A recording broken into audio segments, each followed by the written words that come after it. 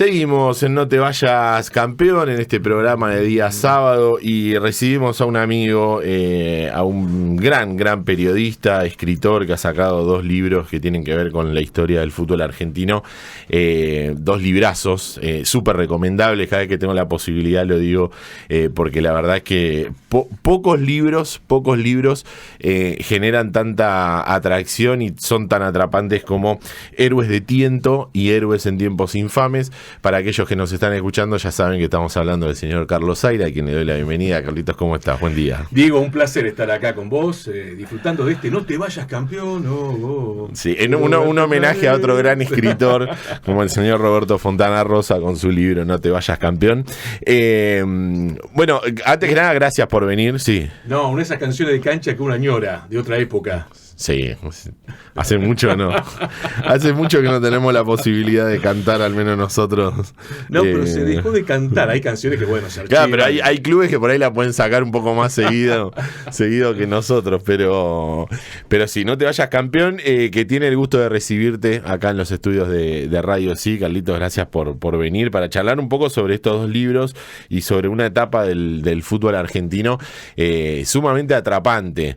Héroes de Tiento, 1920-1930, Héroes en Tiempos Infames, 1930-1940. Obviamente que el nombre de los libros o los títulos hacen referencia también a momentos históricos de la República Argentina en esos momentos y al fútbol en general, ¿no? Vos me hiciste una pregunta fuera del aire, que ahora te la voy a hacer yo y después, si querés, hacémela. Dale. Que tiene que ver con cuál me gustó más. Y yo te pregunto, ¿cuál te gustó más a vos? Qué difícil, es como decirle al papá, che, ¿cuál de tus hijos es más lindo? Hijos? Yo te voy a decir cuál es el que más disfruto releyendo.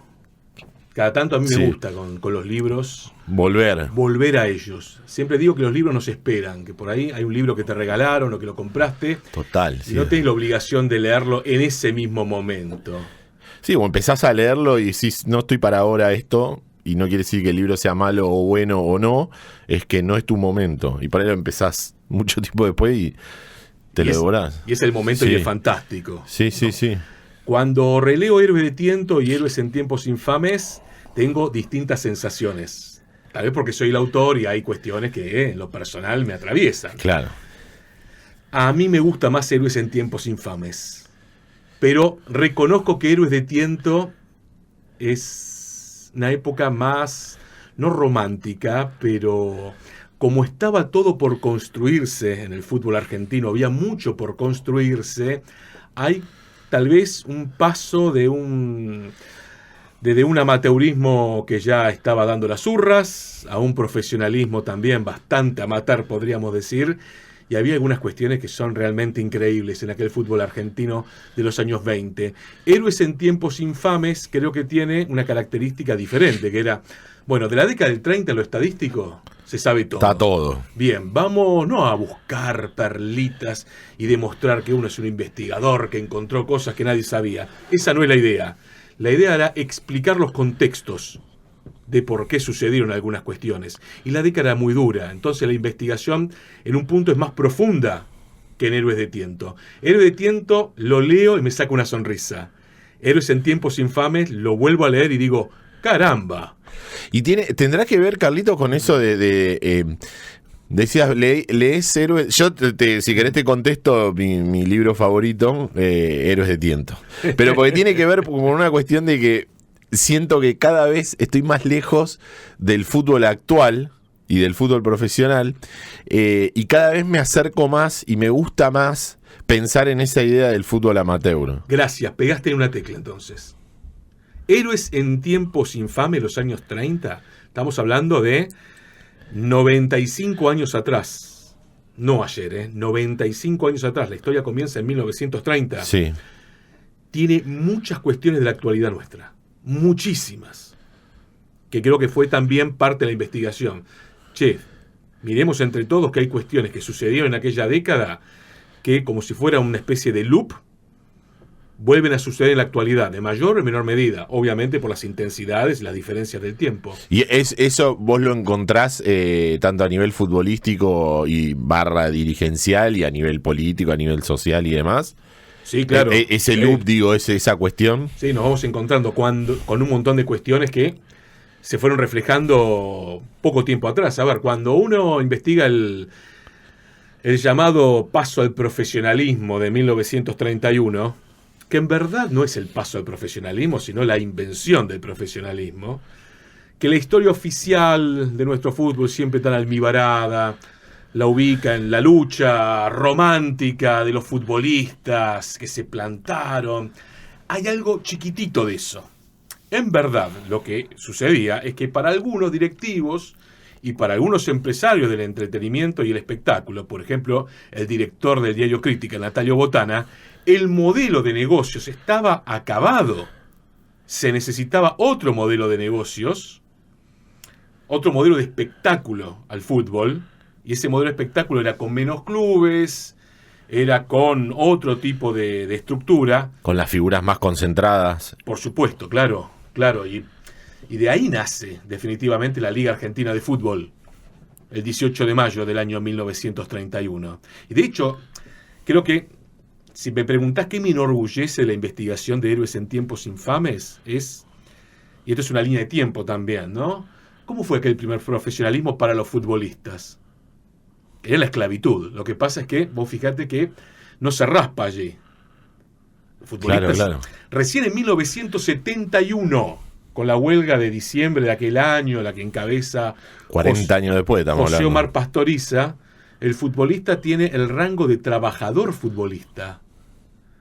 En Héroes en Tiempos Infames uno puede escarbar algunas historias en las cuales los futbolistas querían huir de los clubes porque la pasaban mal en relación justamente con los contratos que se firmaban, con las situaciones directivas, institucionales, jugadores que se vivían en aquellos días.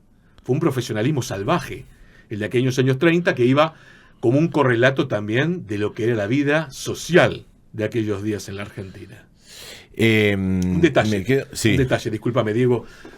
Y esto, te permito un segundo que me das. Obvio, tenemos un rato largo para charlar. Yo no escribo libros de sociología.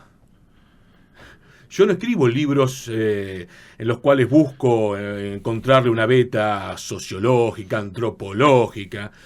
Yo escribo libros de fútbol, de periodismo, desde una inmensa pasión, pero de periodismo, anclados en la historia de una nación y el fútbol como eje. Digo esto porque no hago sociología. La sociología tendrá sus herramientas para poder trabajar ciertos fenómenos. Yo escribo desde el periodismo.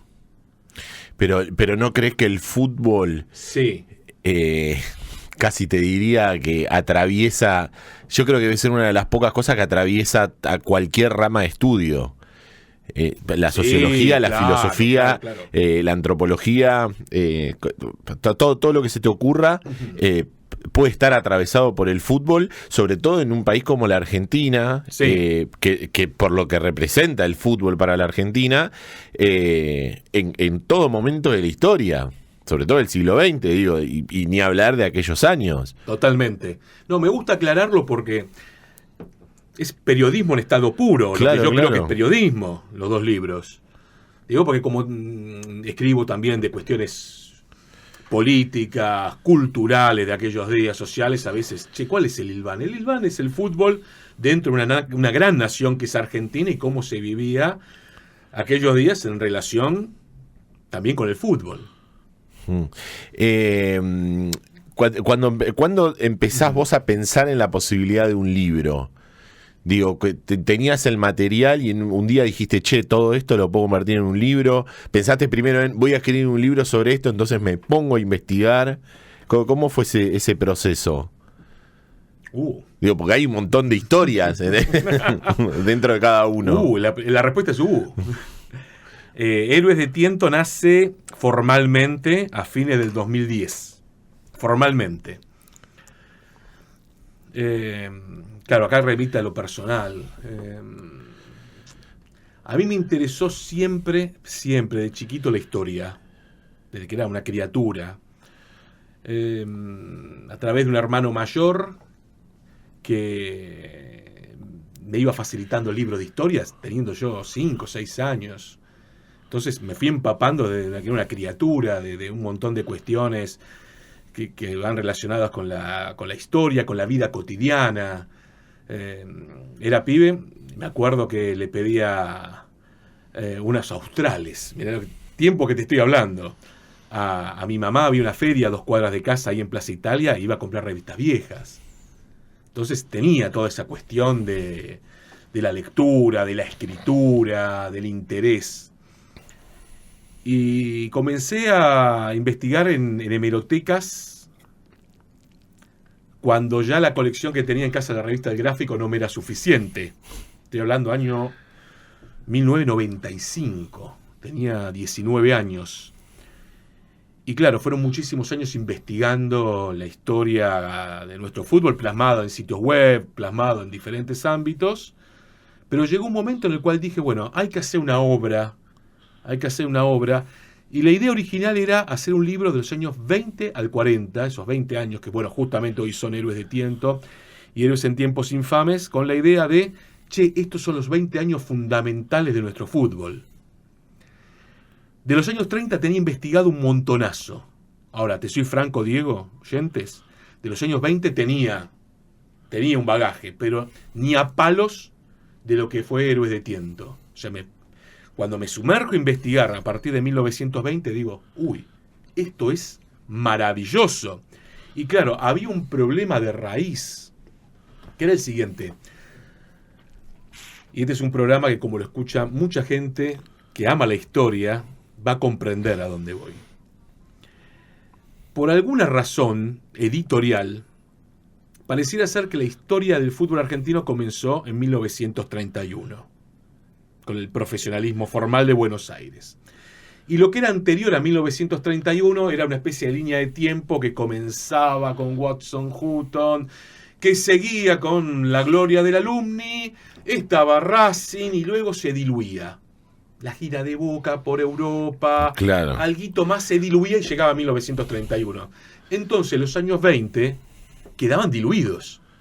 Sí, era lo que quedaba lavado ahí era como de fondo. Una especie de intermezzo entre la academia heptacampeona y el profesionalismo. Claro. Y cuando comenzaba a investigar decía, no, esto es maravilloso. Maravilloso. Y lo que sí me pasó con Héroes de Tiento en la investigación, y ya no con Héroes en Tiempos Infames, es que ingresaba a investigar a la hemeroteca y me creía formalmente que estaba, no sé, en 1923, porque estaba descubriendo un mundo que me resultaba absolutamente apasionante. Apasionante. Por lo desconocido. En un punto me resultaba vital y apasionante. Y ahí entraba esto de el contexto social, el contexto... Digo, nosotros, a los que nos gusta todo esto, sí, cuando agarramos el diario de 1920, no vamos a lo de deporte solo. Claro, lo ojeamos. Vemos qué hay antes. ¿Te pasaba eso? Digo, de sí, empezar a descubrir un montón de situaciones que después, cuando llegabas a ver el fútbol...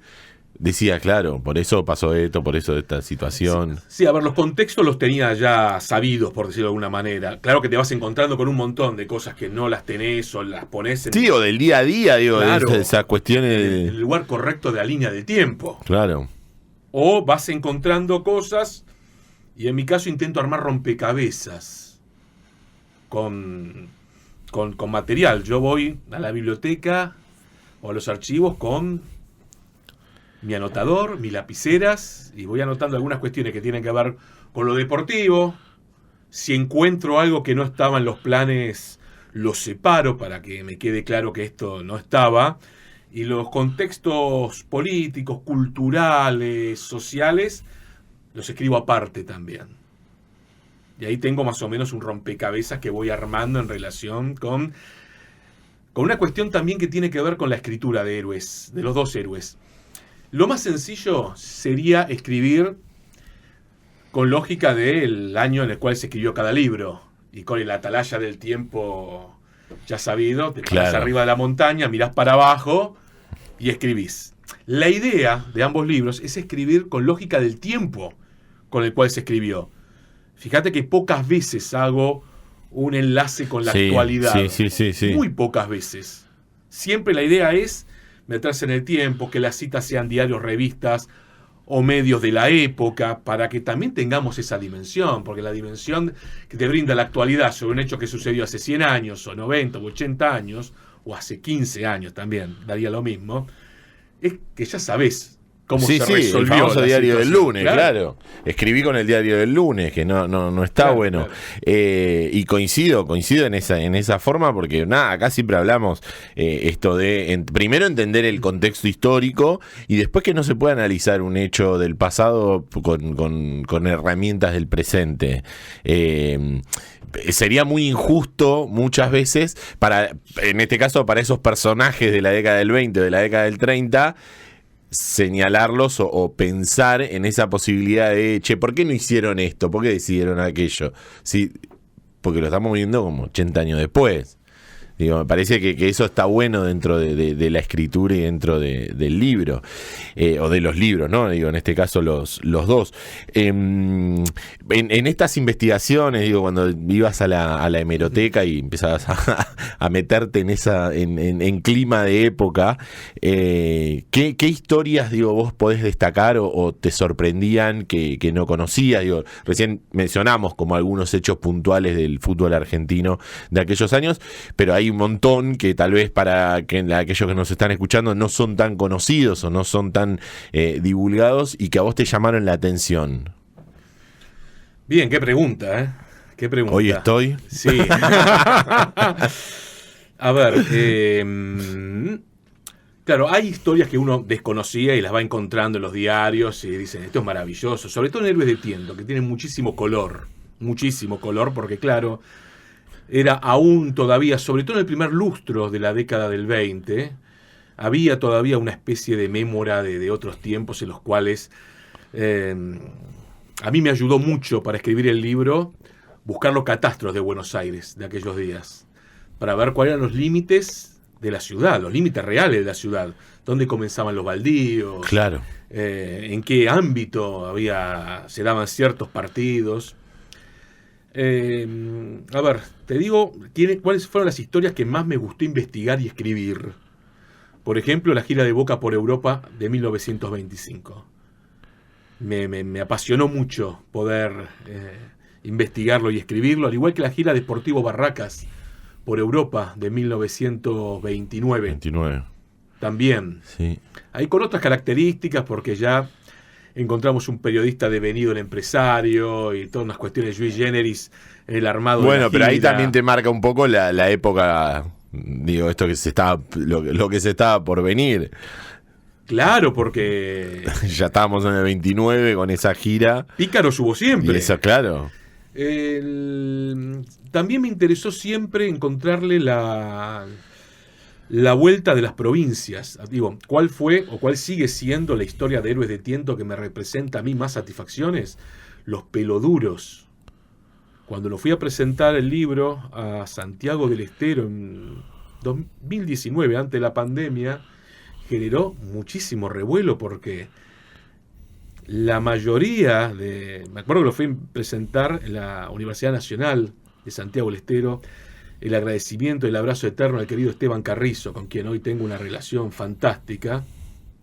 Charlamos con Esteban hace ya lo un par sé, de ya lo sé, como sé que estará escuchando, le mando desde aquí un abrazo gigante. Un gran abrazo, Esteban. El cimbronazo que significó que venga un porteño a plantear, disculpe, ustedes tienen la gloria acá. Esta es la gloria. ¿No? Y investigar cuestiones que tienen que ver también con el fútbol de las provincias en los años 20 me resultó apasionante. Ya en los años 30, en Héroes en Tiempos Infames, creo que intenté ser muy cuidadoso en algunos puntos centrales, como el Mundial del 30. No la verdadera historia, un título rimbombante, sino... ¿Qué pasó en ese vestuario? Ahora se van a enterar. No, bueno, pero vos fíjate que generó una situación muy conflictiva, increíblemente conflictiva. Me resultó muy interesante investigar cómo el fútbol y algunos actores del fútbol atravesaron el golpe del 6 de septiembre de 1930. Hoy San Lorenzo tiene un estadio que es el Pedro Videgain. Y lamentablemente imagino que pocos hinchas de San Lorenzo, o del fútbol argentino en general, saben la impronta que tuvo Videgain como diputado de aquella Unión Cívica Radical y Irigoyenista, y la interna que tuvo San Lorenzo luego del golpe de 1930, porque Videgain cae en desgracia y hay ahí una situación interna que, por ejemplo, determina que Luis Monti se tenga que ir del club. Va a ser campeón con la Juventus y campeón del mundo con Italia, y la historia ahí es conocida. La muerte de Gardel. La muerte de Gardel. Estaba obsesionado en conocer cómo se enteró Buenos Aires de la muerte de Gardel. Entonces tuve que buscar revistas, diarios, hasta encontrar medianamente... Sí, armar ese rompecabezas. Armar aquel lunes 24 de junio de 1935. ¿Por qué Argentina llevó el equipo que llevó a 1934? La ilusión de aquellos jugadores. El terrible partido que pierde Argentina en Bolonia. Porque Argentina, y uno lee los medios italianos, hizo todo para ganar por goleada y terminó llevando un arquero que no estaba en condiciones y se come 2 goles increíbles, y cómo el equipo termina llorando en el campo de juego y no los podían levantar porque habían sido tan crueles las críticas del periodismo porteño hacia esos jugadores, en su mayoría provincianos, que se habían juramentado luego de cantar 4 veces el himno en el vestuario que un partido lo iban a ganar. Que un partido lo iban a ganar para decirle, ¿vieron que no somos tan malos nosotros? Son historias fascinantes. Sí. Y la que más me costó escribir, y hasta el libro está dedicado a su persona, a su recuerdo, a su alma, tiene que ver con seguir una trama de la provincia de Buenos Aires, que tuvo un gobernador fresco, con el tema de la represión. La represión en las canchas a partir de 1935, 1936, que determina que un clásico de Avellaneda se suspenda en el año 36, que se prohíba la utilización, por ejemplo, de gases lacrimógenos en Capital Federal, pero en 1939, en la previa de un partido entre Lanús y Boca, se genera una situación que es una balacera perpetrada por la policía de la provincia de Buenos Aires. Son asesinadas 2 personas, una es una criatura de 9 años, y todo el recorrido para escribirlo del pibe, Oscar Minutoli, si no mal no recuerdo el apellido, fue terrible para mí. Tal vez porque en ese momento tenía un hijo muy chiquitito y uno va representando algunas cuestiones. Sí, te va atravesando familiarmente también. Y cómo hay toda una cuestión... que la historia oficial del fútbol argentino, y quien escribió la historia oficial prima facie del fútbol argentino, solamente redujo ese hecho horroroso a un policía desequilibrado. Y por eso, por ejemplo, la historia oficial de nuestro fútbol, si bien eso ya cambió, pero si nos vamos décadas atrás, planteaba que el primer asesinato fue el del Inter en cancha de Vélez en el año 58. No, los niveles de violencia que se manejaron en los años 20 y 30 fueron enormes. Es más, hay más asesinatos, que en algunos casos los diarios lo nombraban como una cuestión a la pasar, porque era tanta la violencia que había en la sociedad, que era una cuestión de todos los días. Pero lo de la trama policial de la gobernación, de autopsias fraguadas, de los asesinatos en Lanús en el 39, me resultó muy chocante, no muy difícil, muy ingrato hacerlo. Claro. Lo que pasa que son hechos que es esto, no podés dejar afuera o no podés contarlos así muy por encima o muy lavado. No, claro, no. O sea, podía haber ido por la tangente. Claro, podés mencionarlo como... bueno, pasó esto, chao, listo. No era la idea, justamente. Digo, las historias de los héroes de nuestro fútbol está llena de situaciones que son... en algunos casos heroicas, son maravillosas. También tenemos lo otro. Bueno, es parte de un todo. Yo creo que la historia oficial del fútbol argentino estuvo demasiado almibarada. Sobre todo en aquellos días. Como si hubiese sido absolutamente impoluta. Y entiendo que, a ver, no voy a hablar de revisionismo porque no me creo un revisionista, pero claro, cuando uno mete la cuchara y va encontrando, che, pasaba esto, pasaba aquello otro, y esto también, y aquello también, bueno, está bueno que lo pongamos arriba de la mesa para rediscutir cuestiones relacionadas con nuestro fútbol. ¿Y no crees? Mira, y lo llevo a lo que hablábamos al principio de el fútbol atravesando toda rama de estudio. ¿No crees que la historia argentina hasta hace unos años estaba un poco almibarada y el fútbol entraba como dentro de esa lógica? Sí. A ver. O con determinados personajes, digo, que tal vez cuando empezás, che, pero no sé si era tan bueno como me contaban. No, a ver, o no sé si era tan malo como me decían. Digo, puede pasar las dos cosas. Digo, todos tenemos cuestiones que son, creo yo, respetables, con luces, y otras que tal vez no son las mejores. Y las personas públicas, esos claroscuros suelen tener mayor visibilidad. Claro. Yo creo que la idea es hacer más humano todo. Siempre digo que es un poco, la idea es darle sangre al bronce, ¿no? Vida al sepia. Lo escribí en Héroes de Tiento. Bueno, bronces son bronces, están muy bien, pero pongan un poquito de sangre para saber de qué trataba el asunto. Y pongámosle vida al sepia también para darle mayor cariz humano a aquellas imágenes de ayer. A mí me resulta, cuando me meto en este tema tan complejo que me planteas, yo digo que, a ver, el fútbol argentino tiene como pecados originales. Creo que uno es, por ejemplo, llamar fútbol argentino al profesionalismo porteño.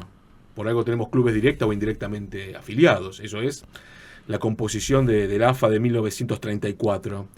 Y creo que también tenemos un génesis como fútbol en la Argentina que se lo ha almibarado de una forma... A ver, vamos a esa vieja línea de tiempo. Aparece un club de la élite británica en 1864 con el reglamento del fútbol. Aparece un señor llamado Watson Hutton. Aparece un club... aparece el fútbol en un colegio de las élites británicas, en Belgrano R. Y ahí maravillosamente nace el fútbol. Bueno, me faltan un montón de actores.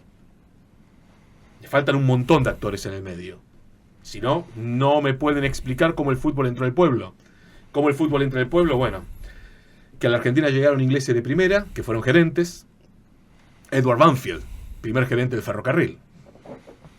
Por si algún hincha del taladro está escuchando, y ¿por qué? Mi club se llama Banfield.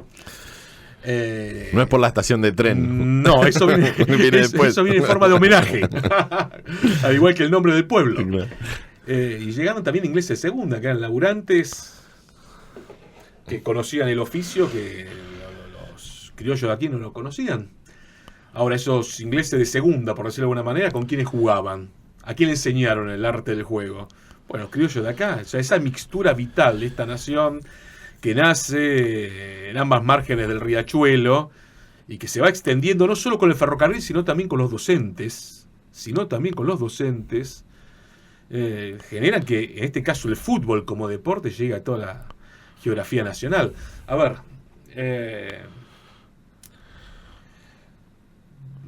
Atlético Tucumán, por ejemplo, ¿no? El monumental José Fierro, en todas las transmisiones, el monumental José Fierro. Alguien que me diga quién fue José Fierro. José Fierro fue un educador que casi en simultáneo con Alexander Watson Hutton o el propio Isaac Newell en Rosario, llevó el fútbol a la escuela normal de San Miguel de Tucumán. Llevó el deporte, 1890. Vos fijate cómo la historia oficial de nuestro fútbol lo borra a José Fierro. Tendríamos que preguntarnos quiénes escribieron. ¿Dónde estaba la oficina que se ahí, en la primera década, la segunda década del siglo XX, los primeros libros de historia, que hoy son incunables, son maravillosos, pero también tienen sesgos hay sesgos culturales, o sea, queda fuera, por ejemplo, las provincias. José Fierro, reitero, hasta el día de hoy, es casi un desconocido. Es el nombre del estadio de Atlético Tucumán. Bueno, vos sabés que ahí hay un dato. Estamos charlando con Carlos Zaira, Carlito. Y en Héroes de Tiento, discúlpame, Diego, y en Héroes de Tiento, lo que queda muy claro, y en Héroes en Tiempos Infames ya es absolutamente protagónico, es que las conducciones de los clubes, más grandes, más chicos, dejan de ser parte de una élite cultural, social, para ser parte o para que sean otros actores que comienzan a conducir los clubes. Atenti con eso, porque también cambian los actores de la conducción de las instituciones. Y es muy interesante también todos esos procesos que se van dando dentro de nuestro fútbol, parte de comisiones directivas y de conducciones de instituciones. Claro, sí. No, iba a agregar que en esa lógica siempre se habla de Boca como primer campeón del profesionalismo, el primer campeón del fútbol rentado de la Argentina, bla, bla. Y si te pones a ver cronológicamente, el primer campeón es Gimnasia de Santa Fe, porque cuando se instaura el profesionalismo, termina mucho antes el campeonato y Gimnasia es el primer campeón, si vamos como a esa línea de tiempo y esa cuestión. Pero bueno, queda borrado y queda corrido de la situación. Claro, en Héroes en Tiempos Infames se puede leer que la primera huelga de futbolistas pidiendo lo que era la libertad de acción, porque el tema del profesionalismo ya eran profesionales de hecho. Claro. A ver, los jugadores, disculpen, eran profesionales del amateurismo en aquellos días. Eran profesionales del amateurismo, cobraban todos. Bien, en Rosario la huelga va a comenzar en 1930. O sea, la huelga, los conflictos en el marco de lo que era salir de lo que se llamaba la ley cadena, que se plantea por una situación muy singular que se da a fines de los años 20 del siglo pasado, por el cual había muchos clubes chicos en primera división y para no perder privilegios planteaban que sus jugadores, que eran amateurs, entre comillas, para pasar de club a club, si no tenían el aval institucional, como no podía haber transferencias, tenían que estar 2 años parados. Bien. En Rosario fue el primer lugar, el primer centro donde los futbolistas se reunieron y comenzaron a trabajar una idea de, miren, tenemos derechos y somos fuertes. Después fue en Buenos Aires. A partir de 1931 comienza la organización fuerte en Buenos Aires, pero primero en Rosario. Y Santa Fe es el primer campeonato con campeón profesional por una cuestión cronológica. Cronológica, claro. Pero digo, voy a esto, del hecho de poner siempre a Boca como el primer campeón, y tal vez es el primer campeón de Buenos Aires, del fútbol de Buenos Aires. Porque en definitiva, Diego, nosotros lo que estamos disputando al día de hoy, aún con la organización de AFA de 1934, porque aquel título de Boca del 31, así como el de River del 32 o el de San Lorenzo del 33 o el propio Boca del 34, eran campeonatos organizados por la Liga Argentina de Fútbol, que no tenía el aval, por lo menos hasta el año 33, de la FIFA, disculpe. De la FIFA, claro. Por eso dudaba lo del 34, ¿no? Del 34 ya tenía aval FIFA. Después, cuando se reconfigura la AFA, o sea, en el año 34, con un presidente que hizo una lectura muy interesante del fútbol y muy poco estudiada, que fue Agustín Pedro Justo, que dijo, no, miren, en esta Argentina, donde la depresión le gana por goleada a todo, esta gente está juntando 1 millón de pesos de recaudaciones. Miren lo que han generado estos tipos con el fútbol. Bueno, en la década del 30 el tema de la política nacional y el fútbol van a ir incuestionablemente de la mano. Va a ser justo quien plantee, miren, se tienen que unificar, no puede haber 2 asociaciones, tiene que haber una sola. Y ahí nace la Asociación del Fútbol Argentino como la conocemos hoy. Vuelvo a señalar el pecado original. En vez de hacer una lógica de carácter federal de nuestro fútbol, no se podía mover el andamiaje de negocios creado en 1931. No se podía mover el andamiaje de negocios. Y como tal, el campeonato porteño pasa a ser el campeonato argentino. Claro, sí, se entiende, se empieza a entender esa lógica, ¿no? Que si uno ve diarios de época, sobre todo diarios de provincia, estaban que trinaban, con toda lógica. ¿Qué sucedió? Bueno, comenzaron a ser campeonatos provinciales muy fuertes. En lo deportivo, en lo económico. Muy, pero muy fuertes. Y comienza a haber una tensión en relación con algunos actores de la vida, de la política del fútbol, la política nacional, que planteaban, che, es necesario hacer un gran campeonato nacional de clubes. El primer esbozo es la Copa de la República, 1943, 1944, 1945, y luego sí el Campeonato Nacional de Clubes de Primera División, Valentín Suárez, 1967. Son tramas interesantísimas. Sí, bueno, Carlito, para ya ir finalizando y agradeciéndote obviamente este rato, decía, son tramas interesantísimas, nos metimos década del 40, década del 50, década del 60, bueno, y demás. Quiero creer o me imagino, o al menos me ilusiono con la década del 40. ¿Me puedo ilusionar? Sí, ilusionante porque estoy... Elijo creer. Estás en lo cierto. Elijo creer entonces de la década del 40.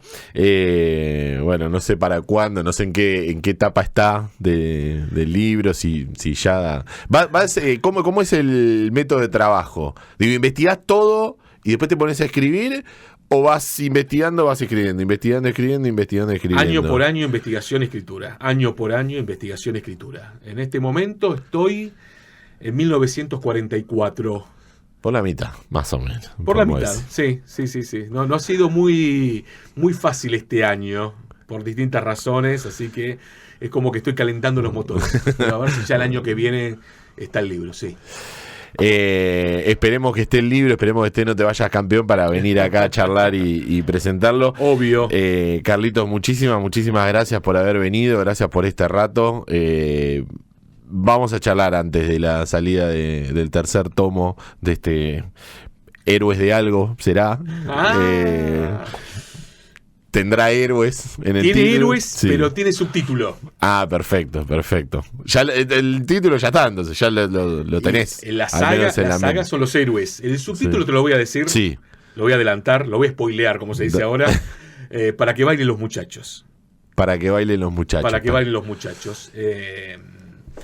Y déjame señalar algo, porque hablamos mucho de los contextos, y está bueno, habitualmente me preguntan mucho por los contextos de la investigación, pero están los héroes también, y hay historias maravillosas de jugadores que atravesaron los años 20, los años 30, y que también investigar la vida, no sé, de José Manuel Moreno, no sé, la vida de Américo Tesorieri, de tantos otros cracks de aquellos días que fueron los ídolos del pueblo en su tiempo, también fue maravilloso hacerlo. Sí, sin duda, y acá menos mal que lo decís, Carlito, porque es algo que siempre tratamos de rescatar, y la verdad que no lo habíamos hecho en la nota, que es esto, ¿no? Los protagonistas de la historia del fútbol argentino, que más allá de todo lo que suceda, si no había cracks adentro de la cancha, no hubiese pasado nada de todo esto. Y siempre es bueno destacarlo y nombrarlos y darles su lugar, porque me parece que es un justo reconocimiento para aquellos futbolistas que década del 20, década del 30, que son los momentos que estamos hablando ahora,